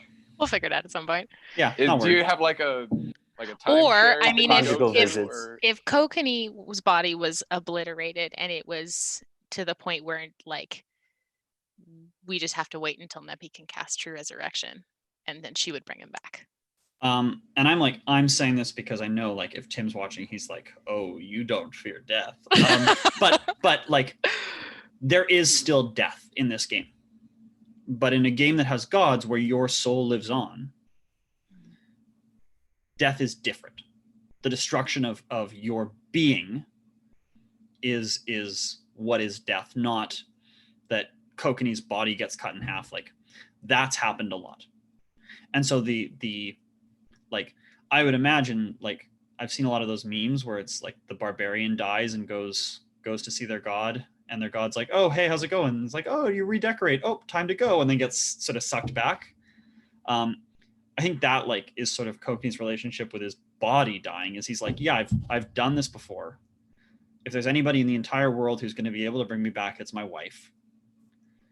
And me dying and still being a soul that exists, I'm not dead. I still exist." And so, like, that's still okay. But yeah, he at the point, like, the process of not being alive and then coming back to life is like nothing. He has died so many times that it's to the extent where I did not decide on a number. I have not put the thought into how many times he would have died in his childhood, but it is a lot of times. There was a moment in one of the games before we started streaming. It was before we started streaming, where it was Neppy and Kokenee had gone off on the air elemental plane, I think on like a date or something. They'd had like a date afternoon. Yeah, Letters cast Fly on both of us, and we'd gone off on a date, and then Letters tried to spy on us. Classic Gravel Boy. Classic Gravel Boy.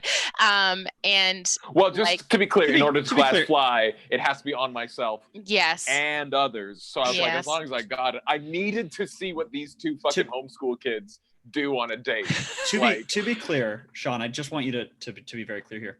You're saying that a thing that a Gravel Boy would do, a classic Gravel Boy thing, would be to watch your friends on a date. 100% that you like set up. Because then technically, because then you tell the rest of the boys, you're like, yo, like, so you're not gonna believe it. Because this is the thing: the boy on the date, the Gravel Boy on the date, he don't tell the boys. Like, Gravel Boys don't kiss and tell, but a Gravel Boy spies on the other Gravel Boy to tell the rest of the Gravel Boys what went down. Both Kokenee and Neppy are both Gravel Boys. Gravel Boys. Yeah, so you couldn't tell anybody. Like, that would be fucked up. Gravel Boys don't kiss and tell. But Gravel Boys are hard into voyeurism. So I don't know if Kokenee signed up for that one. Look, no, I don't think Neppy signed up for that That's either. a joke. That's not canon. He just wanted to like where do they are they gonna go to the Sky Giant bookstore and like read giant books? Like, Letters still doesn't understand how their relationship works, because they're very like, oh, we're like married, but we work together, and we're gonna be like work professionals, and then we have our spooky nest room that doesn't have windows, and we go into it and I guess pray together. Like, yes, usually separately. Usually there's different types of prayer. He's got weird prayers. How do Letters even know that? Like, there's so many levels of your relationship that is just beyond him. This date that they went on, so Neppy wanted to find something in the market for their house, and she found this like giant. It was like a mobile, but it's like a chandelier size, because a cloud giant made it, and Letters cat, because so Neppy was like, oh, Letters, I want to go over there, and he was just like, okay, and he cast fly, and she flew over, and then Kokenee was like, yeah, I'm gonna go with Neppy too, and so Letters cast fly over. So we, after Letters left, I think there was a moment where Neppy and Kokenee were just kind of like sitting there or standing at like the edge of this giant floating island, and we're basically like, if one of us dies and it's not our time, we're coming to find the other one, and we're just not going to stop, and like we'll always stop looking for each other, or we'll never stop looking for each other, like that. Yeah. And like if Kokenee couldn't bring Neppy back, he'd take her to Philenis, and if Neppy couldn't bring Kokenee back, well, then she was going to go figure that out, because she wouldn't stop until she was back. Yeah. And I don't want to make it sound like there aren't like big stakes, because the stakes that we have are things like, you know, death's not, maybe dying's not the end of the world, but like Nepenthe being lost into the abyss, like that would have been very bad. That would have been like the equivalency for Kokenee of like the threat to somebody else of dying, would be like, that would be this like future that he maybe gets a chance at, like kill your dad and lose that, like that would be, those are sort of the big like heartstring lines that like get at him now. Yeah, I feel like when you get to a high enough level in D&D, individual deaths no longer become high stakes, but it becomes higher stakes as sort of like what you endure, and then also like the fate of the world. I know that sounds like overly grandeur, but you know, like one person dying is not a huge deal a lot of times, but if enough of you guys die, then the world ends, and you know that is a big deal. And also when you get to a higher level too, the concept of death becomes not just I cast Revivify, it's, oh, your soul is gone. Yeah. And I can't cast Revivify, or your heart is not in your chest, so I cannot cast either Revivify or Raise Dead, because if I did, the part of your body is missing. And I don't, I'm not powerful enough yet to cast Resurrection. The baddies that been fighting us just ain't been killing us the right way. They ain't been casting Immolation. Like disintegration. No, stop. Like on Tim's watching. Tim's watching. Don't. No, do I know, that. and I'm just like, we're like getting diamonds, and in the back of my head, I'm like, we're at the level that it's time that it doesn't matter. Like we should just be blipped. I have one last question to end the show, and this is a question for all three of you. Actually, nice. We are at a point now. We save Clack. Let's say theoretically we save Clack. You guys all come back. Unless Tim introduces some new big bad or whatever, do you think the group sticks together knowing what's happened with the Raven Queen? Because we have these underlying tensions between different members about the deal, or Raven Queen, Matron of Vengeance. We have these different feelings and impressions and understandings of what's happened. We haven't addressed because we were battling Vel Soom and now we're saving Clack. But when the dust settles and there's not anything happening, you know, what stops Callie from just leaving to go live with Kamea? Like, what stops people from disintegrating the group? Like, what do you guys think as players and characters? Like, do you think that that's something that's a reality? I can hop in on this. And I didn't message Tim about it, but I had a fucking PC lined up. Like, Letters was at a point where he was just like, I'm out. Like, there was like 2 sessions where he's like, we're gonna deal with this Vel Soom thing, and I'm fucking bamfing. Like, I got my own shit to do. And so I had like the next PC lined up who, you know, you never know. I wish I could tell you about him because he's so much fun, but you know, we'll get to that if we ever do. If the fucking campaign ends and Letters is still alive and I'm still playing him, then I'll tell you about this alt. But I don't want to talk about like what could happen, but I will say that what changed was just the process of the Vel Soom fight, and just Neppy flying into the abyss. And Letters is one to hold a grudge, and he could have very easily had not acted and literally damned Neppy to hell. And that wasn't even an option. And Letters loves a grudge. And so I guess in reference to your why don't they just dissolve, I think at this point, in my mind, the answer, if nothing else, of like family dynamics is the wings. Like, that's the next step. It's like, fucking get Clack, kill a god, because we know that it's possible. We've seen it happen. Let's get fucking even, or whatever we decide to do, with all deference. Well, just to be clear, I don't mean dissolve Blackwater. I just mean like your priorities would be for one of the first times vastly different. Not really saying you guys would not talk to each other anymore. It's just you guys would all have your own deals that you've been dying to get to, and it's sort of like a moment where it's like, oh shit, there's no imminent threat. And he also says while Tim is watching in the chat. But I mean, this is all very hypothetical. I'm just curious because I know that there are underlying tensions. There are dreams and goals of individual characters that don't necessarily, that are dying to do something different. Matt, what do you think about Kokenee? I mean, you guys are kind of together, so. Matt can go first. That's okay.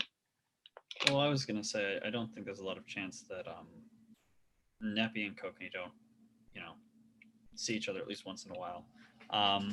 But I don't know if there's I don't know if there's anything inherently wrong with saying that it doesn't seem crazy that unless there is something that is pressing them, that they wouldn't, after 2 years of adventuring, really love some time to just be people. Kokenee's never gotten to be people. And even in that 6-month break that we had, because there was like 6 months between after we got back to Wolfreen, after Barmwitch, chatWater will get there, and before Callie and Kamea got married, that they were essentially people. But Kokenee had shit to do. Like, you started a church, like you built a temple. There was very little time. The dojo was built. Very important things were built. Oh, the dojo was built. So good. I am sure that we will either be given ways that we must spend our time, or we will choose ways that we will spend our time. But I can tell you that Kokenee has no interest in being far away from any of these people. Yeah. It's funny you talk about having a character waiting in the wings. He's hungry for it. He's like, if you think Letters is a lot, this guy is I love it, and I want freak. I want that. That's amazing. If Neppy had gotten, if Letters, for everyone a little bit behind the curtain, if Letters had not gotten Neppy out of the abyss in that turn, the rift would have closed behind her and she would have been stuck there. So it was totally on Letters whether to get her out, and whether even the attempt to get her out with Bigby's hand succeeded. When Neppy walked into the rift, she didn't intend on coming out. That's why everything she had left. She left her bag. She said goodbye to Kokenee as much as she could. She put her gun in his hands and was like, I gotta go. This is my prophecy. I have to go do this. And when Letters brought her, like, I was fully intending to end that session. I was like, Rift is going to close behind me and I'm going to be stuck in the abyss. And that's going to be where Neppy stays for a while. And I was okay with that. As we got into Pakal, I think there was a lot where I was like coming to terms, especially after the stuff with the Ancient Vengeance, I was coming to terms with like the ramifications of that decision. And there's a myriad of reasons why Neppy said that, yes, they will give fealty, and it's not necessarily my session to share those. We can do that at another time, because it also hasn't been talked about at the table. So we should probably save that for the table. But yeah, I didn't intend for her to come out of there. So I was just like, okay, I'm going to play as somebody else. Well, they either choose to go get Neppy or not. Because yeah, I know, but like priestesses of Nepi's of Nepi's order don't have a good track record. Once they generally finish their prophecies, they either go back to Philenis or they die. They die trying to fill their prophecy. That actually would be, because we couldn't resurrect you because you're not dead. You're just literally in hell. Yes. So we'd have to actually go there to the abyss. You, yes. Which would be a great deal. If I wasn't dead in the abyss, like seconds after it happened. If the group had not that they rallied around Nepi, but they didn't shun her. Because she expected a shunning and was like mentally prepared for it. She expected a shunning from all of the party members. She expected Kokenee to be like, I'm done. And she like emotionally prepared for that because she felt it was what she had to do in that moment. She would have gone home to Philenis. And the second anything, because I imagine it'll be something, there'll be like a call with the Raven Queen, the scar will start burning or something. She would have gone back and been like, okay, let's go do this thing. And then now that you're done, you folks can go live your lives and you're no longer indebted to this thing that I swore you to. But I think that what Nepi wants most now is like, she knows that this thing with the Matron of Vengeance is looming and she wants it done, and is also like terribly worried about what that means. Like, will she have to act against her goddess? Will she have to do something that will put her friends in harm's way? Will she have to do something that puts Kokenee in harm's way? Like all of those things. And then more than anything, she just wants to like not be High Priestess Nepentha, she with eyes that shine, for a bit. She just wants to be Nepi or Penny or someone who doesn't have all the titles. She wants to like be in Wolfreen and she wants to see the world. She wants to travel. She's only been out of her temple for like 2 years and like 2.5 now. She's like 32.